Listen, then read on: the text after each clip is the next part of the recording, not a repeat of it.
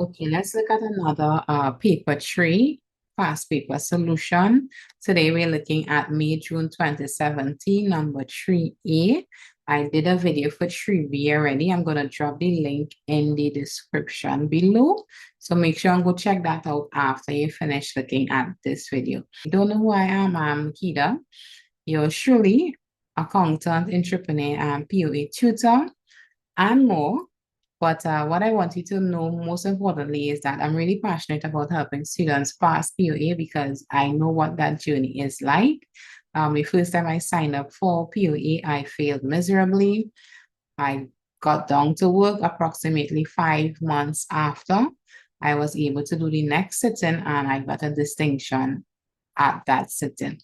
I'm here to help you transform your grades and pass POA. So let's go across to the questions so you can get busy doing just that. So, May, June, paper 3, 2017, number 3A. So this is a snapshot of the question. And they want us to, let's look at the requirement first for the question. It's really important to look at the question before you go into the details. What percentage of the course has been applied to the delivery van to arrive at the 6-month depreciation amount shown? So the depreciation amount shown in the question is for 6 months. And they want us to find or to tell them what is the percentage of the course that has been applied.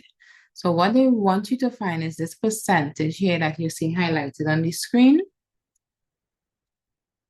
What percentage of the course was applied, or what percentage of the course was reduced when the item was depreciated. We have the depreciation and we have the cost, so we can use this formula on the screen to work out the percentage. The working that I'm going to show is only applicable when using the straight line method, which they did use in this question. So let's just go back and look at the details here. So in point number 4, they told us that the depreciation for the delivery van was calculated using the straight line method, and it was for 6 months, right? 28,500, that was for 6 months.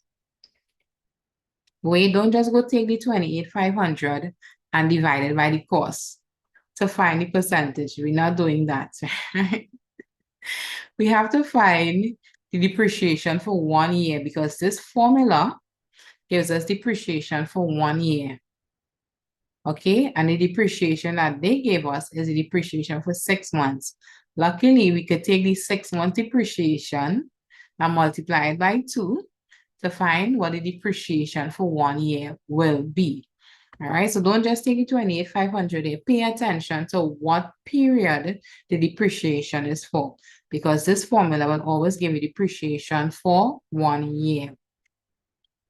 So let's start by putting in the information which we have into our formula.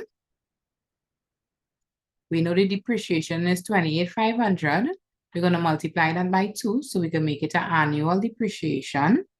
We don't know what our percentage is, so just leave the percentage sign in there. We're going to solve for that unknown item just now.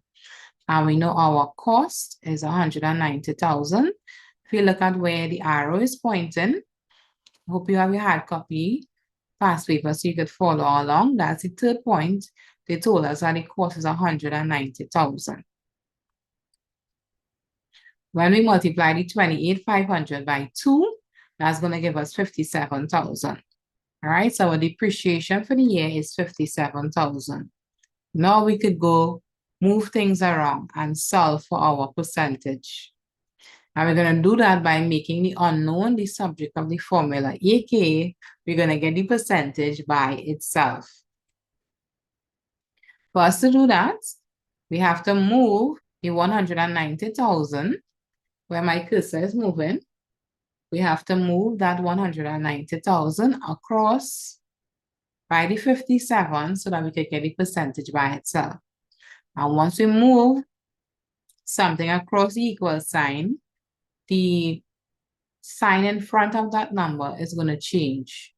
All right, so we have a multiply in front of 190. Once we move that 190 and we carry it across, it's going to come divide by 190. This will give you the percentage in decimal format. So when you divide 57,000 by 190,000, you're going to get the answer in a decimal format. All right, like this. So we started off with our 28,500, we multiplied that by 2, it became 57,000. We then take the 57,000 and we divided it by 190,000. That is going to give us 0.30. This is our percentage in a decimal format. We have to multiply the decimal by 100 to convert it to a percentage. All right, so this is what your working should look like. Everything needs line by line. However, it's going to be best for you to put it as an actual whole number. So therefore, we're going to multiply the 0.30 by 100, and we're going to get 30% is the percentage of the cost that has been applied for you to get a depreciation. Congratulations, you made it to the end of this video. Congratulations, you invested in yourself. You stayed focused. As I said, the link is going to be in the description for Part B. Make sure go check that out. The tested balance sheet there. Let me know if this was helpful. Drop a 1 if this was good. Feel free to share any other comments in the comment section. If you have any questions, drop it there as well. Please subscribe so you don't miss any videos that I'm going to share. Like, comment, and do share.